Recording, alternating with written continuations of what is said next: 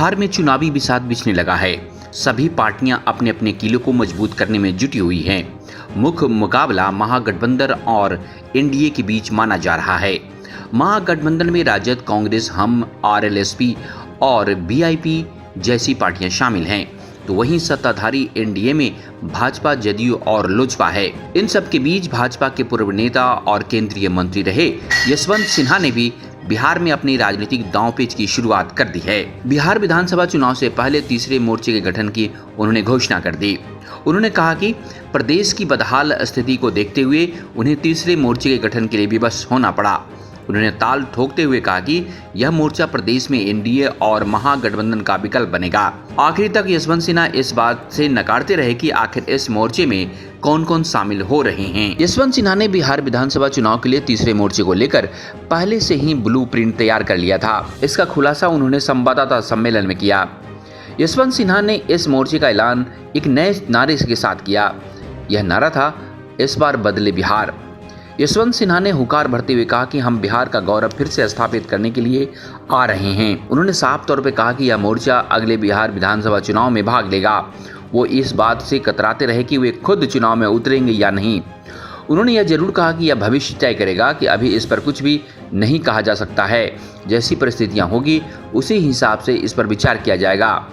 उन्होंने कहा कि वे कुछ दिनों से अपने साथी नेताओं और बुद्धिजीवियों के साथ मिलकर बिहार के उत्थान के लिए नई योजना बना रहे थे।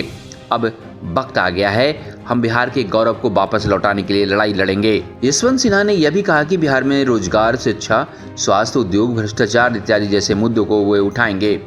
उन्होंने थर्ड फ्रंट की बात पर आपत्ति जताते हुए कहा कि यह भविष्य तय करेगा कि हम पहले हैं या दूसरे या फिर तीसरे। उन्होंने कहा कि बेहतर बिहार, बदलो बिहार के लिए चुनाव लड़ेंगे, लेकिन इस मोर्चे में कौन शामिल होगा, किन किन नेताओं से इसको लेकर बातचीत हुई है, इसको लेकर यशवंत सिन्हा ने चुप्पी साध ली।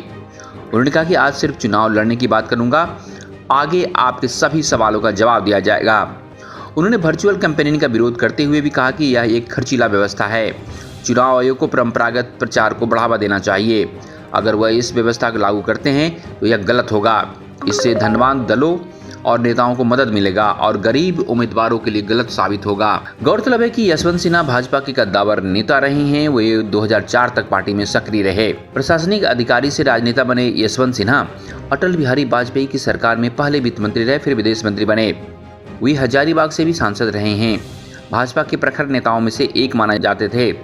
2014 के चुनाव में खुद न लड़ने का फैसला लेकर उन्होंने अपने बेटे जयंत सिन्हा को हजारीबाग के चुनाव मैदान में उतारा। इस चुनाव में जयंत सिन्हा ने जीत हासिल की। 2019 के चुनाव में भी हजारीबाग से जयंत सिन्हा भाजपा के उम्मीदवार बने और चुनाव जीता। 2014 से लेकर 2019 तक यशवंत सिन्हा के लिए स्थितियां बदल चुकी थी। यशवंत सिन्हा भाजपा से और प्रधानमंत्री नरेंद्र मोदी और पार्टी अध्यक्ष अमित शाह से बगावत कर चुके थे। उन्होंने खुलकर पार्टी की व्यवस्था और सरकार की नीतियों की आलोचना की। Bureau report, Delhi.